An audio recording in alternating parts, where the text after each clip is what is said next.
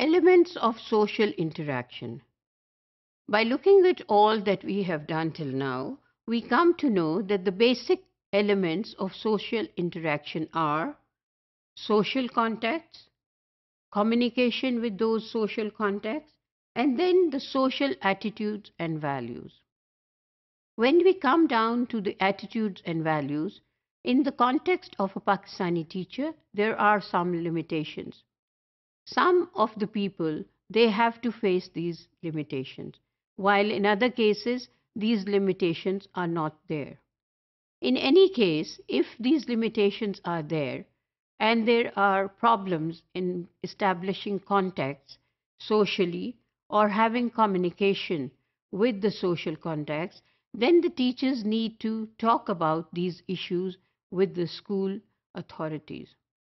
The school authorities need to address that because that is the culture prevailing in that particular community, and the teachers are facing a problem because they are not having an access to the social context or to establish links or to have a communication with these social contexts.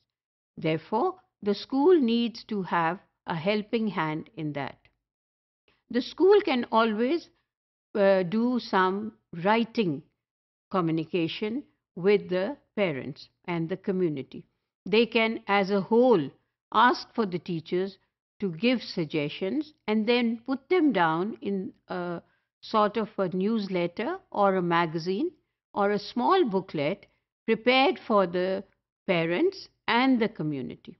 It is also a good idea to leave some space for the parents to answer those questions which have been asked by the teachers and the school in order to bring betterment to the school and the community. It is also a good practice that when this newsletter, magazine, or the booklet is sent to the parents, they are requested to fill in the answers which are being asked. And it is also a good practice that if the school thinks that the teachers do not have a communication level with the community, to invite the community members for a board meeting and talk about those issues at the school level. If the teachers cannot have access to these community members as a social contact, the school can always devise a way in which the community members, they come to the school and express what are their concerns, how do they think the school is working for the betterment of the community, and how do they think the school can contribute more. And also, in that instance, the community leaders can offer support and help to the school and the students. So, in any case, whether the teachers are being restricted for the elements of social interaction or they are having an excess, in both cases, there are chances that this communication can go forward. It can always grow, and it has to be continuous, and there has to be a follow up, and there has to be a monitoring. And of course, at the end of the year, there has to be a report prepared either by the school or the teachers.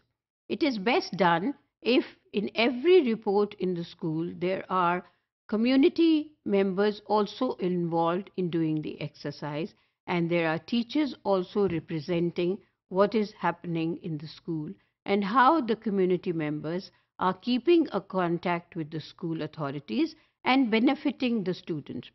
While having this report, it would be also a sort of an evaluation that how can it be further improved for the next year.